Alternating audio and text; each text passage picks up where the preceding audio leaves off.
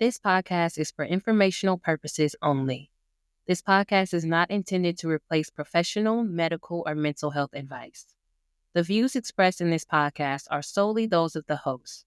Lastly, no guarantee is given regarding the accuracy of any statements or opinions made on this podcast. Ratings. I hope that all is well. As I stated before in part one, my parents were a part of the silent generation. My father was born in 1934 in Needmore, Alabama, near the town of Troy, Alabama.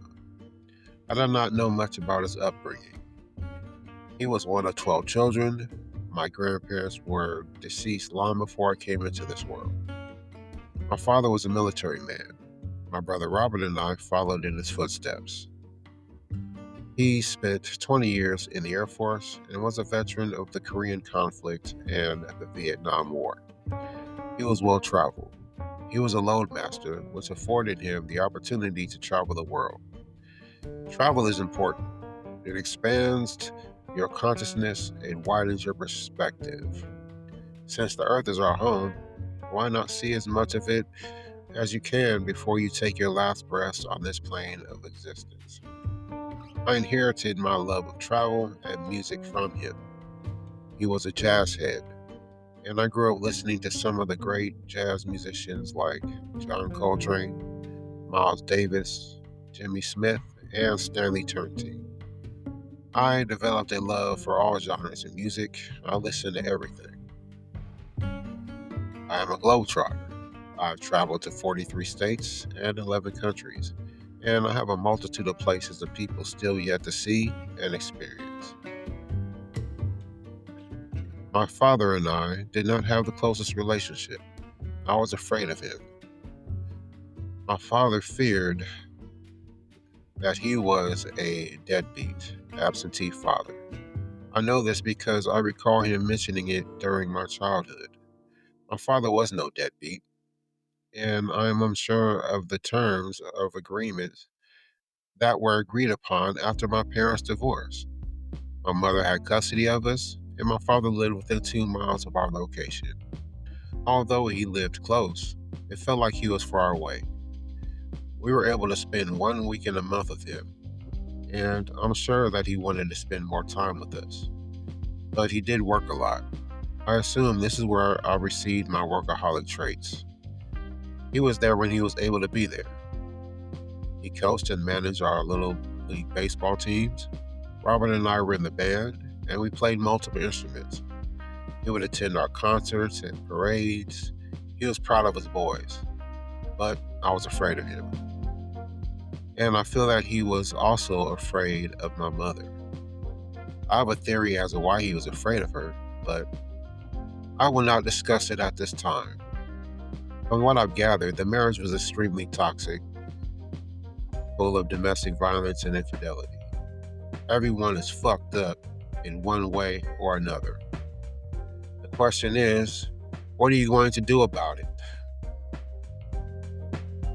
If you realize that you're a toxic individual, what are you going to do about it? I say, do what you will. But when you are standing at the crossroads, a decision must be made. You can either change, stay the same, or make no decision at all. I dreaded my 12th birth anniversary. Usually a child is excited about their birthday.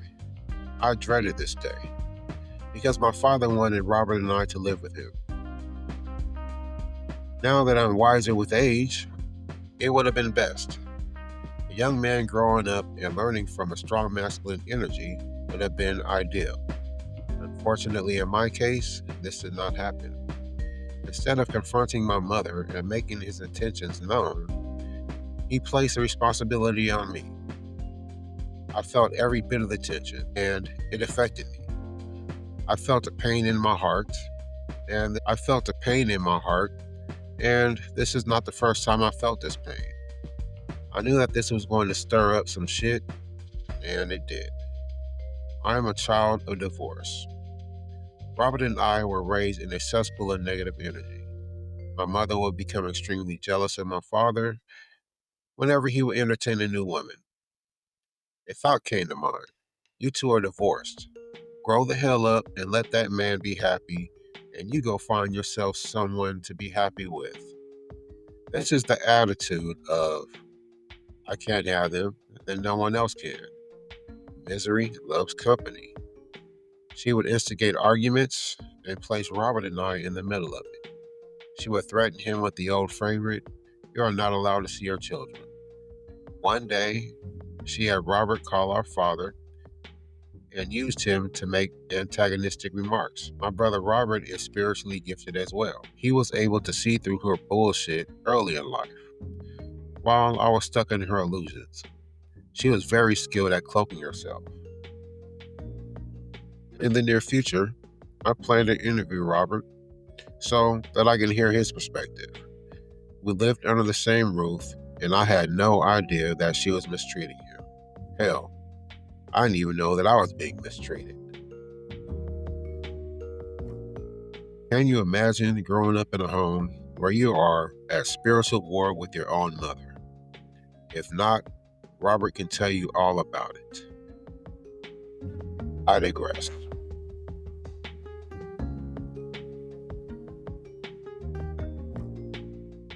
The following happened during our college years.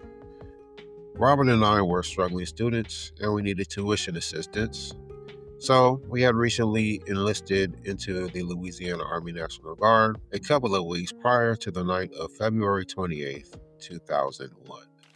We were watching the season 1 finale of The Mole, which was a reality TV show. At this time, Robert was a newish father. He is a great father, by the way.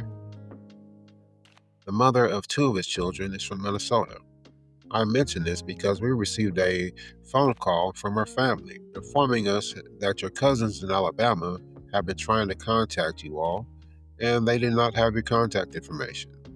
Shout out to the cousins. We were told that our dad is in the hospital and that he may not make it through the night. When I heard this, it startled me. Robert was strong enough to make the necessary phone calls. We are a year and a half apart, and during our childhood, I had a lot of responsibilities. Generation X, latchkey kid shit. If at that moment, I became the little brother.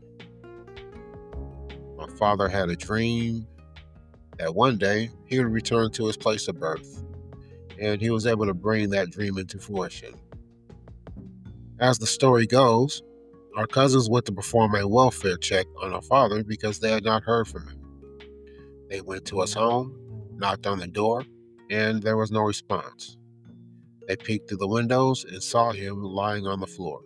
They broke in and called 911. Again, shout out to the cousins. I accepted the facts for what they were, and it was surreal. It was kind of a deja vu moment for me. I had experienced this before with the death of my mother, and after absorbing this information, I had a shift in mentality. My shift in mentality may have come across cold and uncaring in the eyes of my brother Robert. Robert had a better relationship with our father. He lived with our father after our mother's transition. It wasn't that I was uncaring, I just knew that we were going to experience some difficult shit. So, I had to put my emotions to the side and adopt a business mindset. Years later, I had the realization that I did not mourn my father properly and began to grieve. Back to the story. We packed up the car and made the 7-hour drive to Alabama. The Tupac song, Who Do You Believe In? Was running through my mind on repeat. We arrived at the hospital and they had him in some kind of room. He was laying on a table and he was in a state of panic. I walked directly over to him, looked him in his eyes, and I told him that we are here. He had calmed immediately, a tear fell from his eye, and he fell into a coma. I had never seen my father cry prior to that moment. A you must know that all hospitals are not the same. There are different levels. Some levels have ICUs, some don't. Some hospitals are trauma centers, some aren't. So we had to transfer him to a hospital that could accommodate him. We ended up transferring him to Baptist Medical South in Montgomery, which is 50 miles north of Troy. We followed behind the ambulance, and I was hopeful, but my intuition was telling me that this was going to be his final days. He was admitted to the ICU, and we were able to see him. He remained in a comatose state, and I would try to communicate with him by holding his hand and asking him questions. 1 squeeze for yes, and 2 squeezes for no. He was so weak that his squeezes were actually twitches. I hoped that he was able to understand me. Now, there are other families in the ICU, people from all walks of life. We became familiar with each other. We all had a quiet bond and rooted for each other, hoping for the best possible outcomes for our loved ones. We lived in the ICU waiting room. Our family from his side would come and visit. And eventually my sister Wanda flew out from California to support us. I've always made an observation while I was around his side of the family. My father must have been very popular. I would like to hear their perspective of him. Although I'm not as close with that side of the family as I could be, it is nothing personal. I am a lone wolf, and I keep my inner circle very small. To continue my story, I was introduced to his side of the family at the age of 5. He would take us to our family reunions every other summer. As a child, my dream job was to become a pilot. And the first time I flew on an aircraft, we were headed to a family reunion. I was born on an Air Force base and grew up seeing military transport planes and attending air shows. So attending family reunions in Alabama was an adventure for me. Robert and I were in our early 20s, and Robert and I were in our early 20s, and we were responsible for the well-being of our father in his time of need. It was a lot of responsibility, which is nothing new to me. So I took the lead on this one. My father had experienced renal failure. He was connected to a breathing machine with IVs in his arms. He had edema, also known as swelling, in his arms and torso. Eventually, they placed a central venous catheter in his neck. I noticed that his ears and toes were changing color, turning black, becoming necrotic. I'm a jack of all trades, and currently I'm a surgical tech with years of experience. I knew then, and I really understand now, what that means. His body was deteriorating.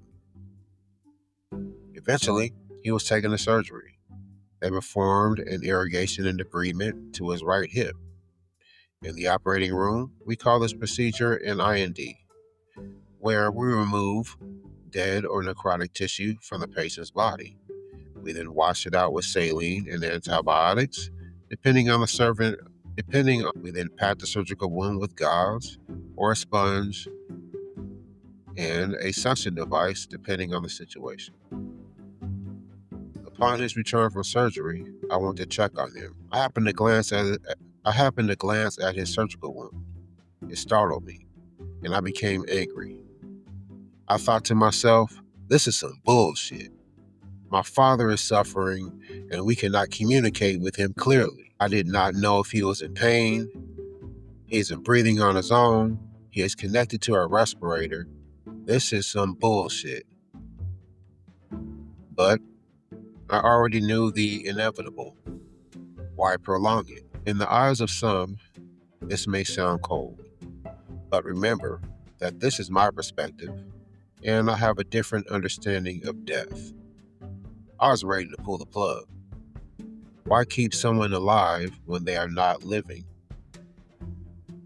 Eventually, I had the conversation with Robert, and if I remember it correctly, we were in the room with our father.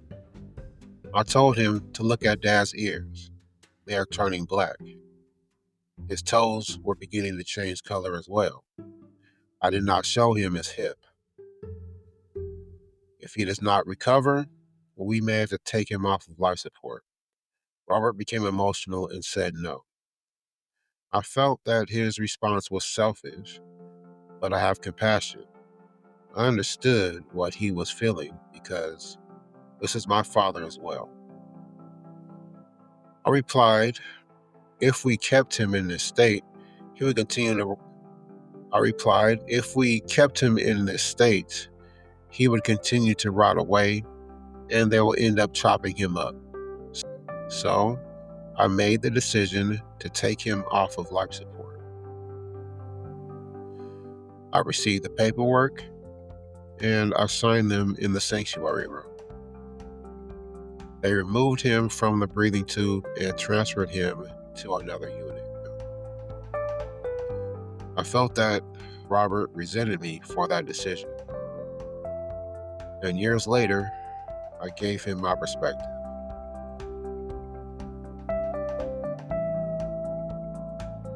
Our father was pronounced dead on the night of March 16, 2001. He was buried on March 20th. There is a family cemetery in China Grove, Alabama.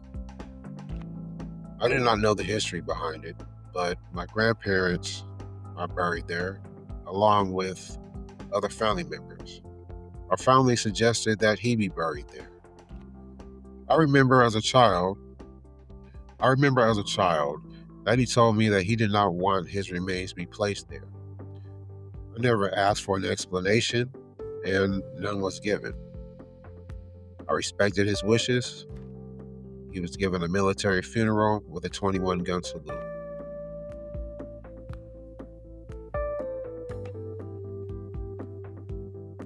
Years later, during my healing process, I had the realization that I had not mourned my father properly. I have an interest in all things spiritual, not religious. Although I have respect for religion, there is a difference. I may discuss my spiritual journey in a future episode. One day, I had a mediumship reading from a powerful soul sister.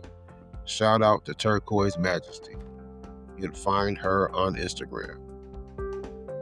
A medium is a person with the ability to communicate with spirits or the deceased. I had a few questions that needed to be answered, and I gained some insights. It helped me to heal and to continue to move forward in my spiritual journey.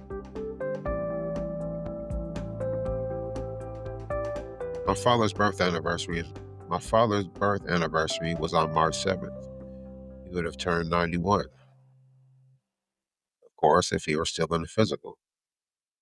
I would usually burn a candle for him. This year, I decided to erect an altar in honor of him. I placed a couple photos, a candle, articles of his clothing, a record player, a bottle of scotch, tobacco, and I poured him some wine. I listened to some of his favorite songs, as well as introduced him to the music that I enjoy. Now, Parliament Funkadelic, my favorite of all time, was around in his time, but I'm unsure if he was a fan or not. He was hardcore into jazz. And I told my niece Macy a few stories about my father. This is called Ancestor Veneration. And this is how I honor the memory of my pops, Ralph Tolbert. Thank you for listening. It is greatly appreciated. Peace, love, bliss, and abundance, Mr. Me.